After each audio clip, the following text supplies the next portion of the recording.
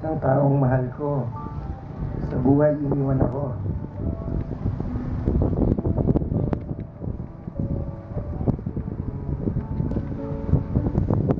Iwalay mga magulang ko. Iwan din ako ng dalawang taong pinaka-importante sa buhay ko. Yung dati ko tsaka ang pinang...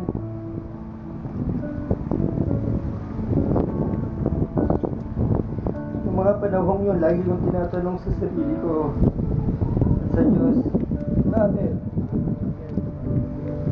Bakit ako?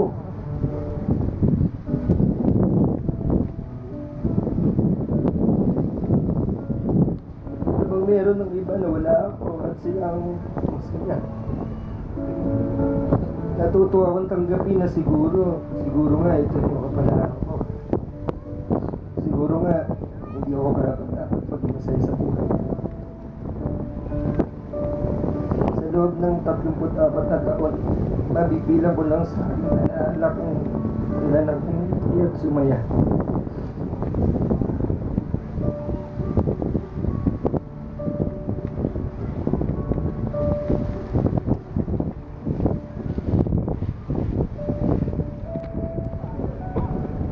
Pero, alam mo, babe, sa pagbibilang kong yun, na-realize ko na halos lahat ng mga oras at panahon na ako'y naging masaya. Dahil yung panahon na kasama kita.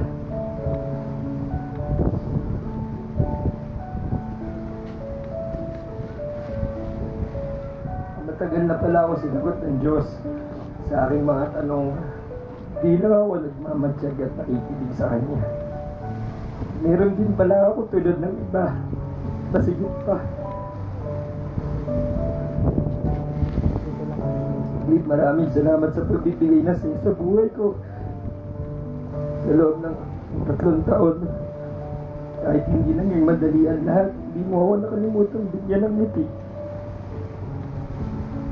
Sino ba naman yung mag-aakala?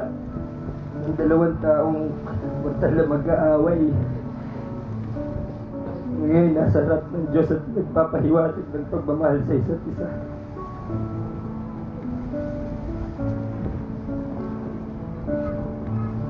Simula ngayon hanggang tayo nabubuhay, pagbigyan mo akong suklian lahat ng kasiyahan at dagdagan ng pagmamahal ng lahat ng ginawa mo para sa akin. Naging mas mabuti akong tao dahil sa iyo. Aking pinapangako na mas lalo akong maging karapat-dapat sa iyo. Nagpapasalamat ako sa Diyos na ibinigay niya sa akin. Mahal na mahal kita.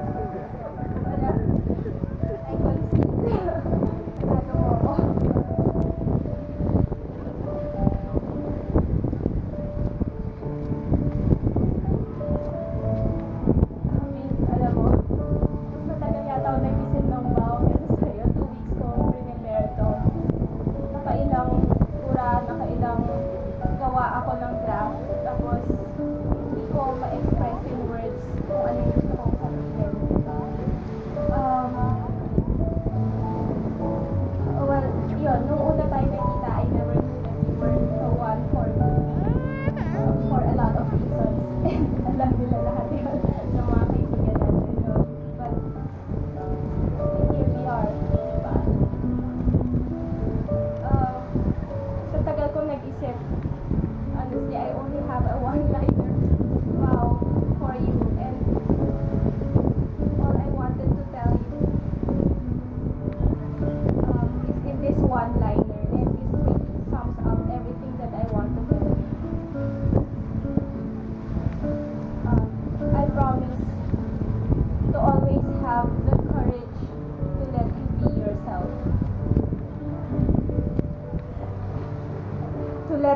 talk as long as you want, even when you don't make any sense anymore. To not roll my eyes when you wear your MMA shirts to work. To not always take things seriously. To always be spontaneous. To be spontaneous at times. And to not to accept that everything is not under my control.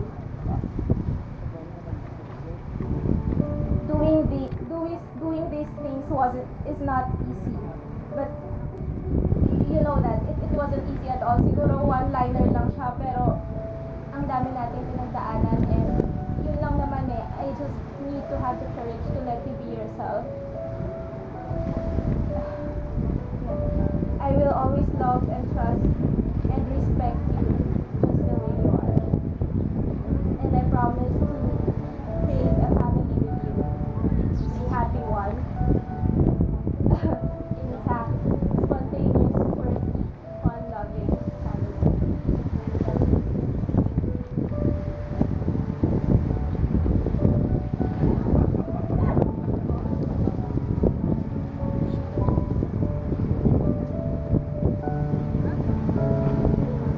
Maraming salamat. Pwede po tayong lumayo.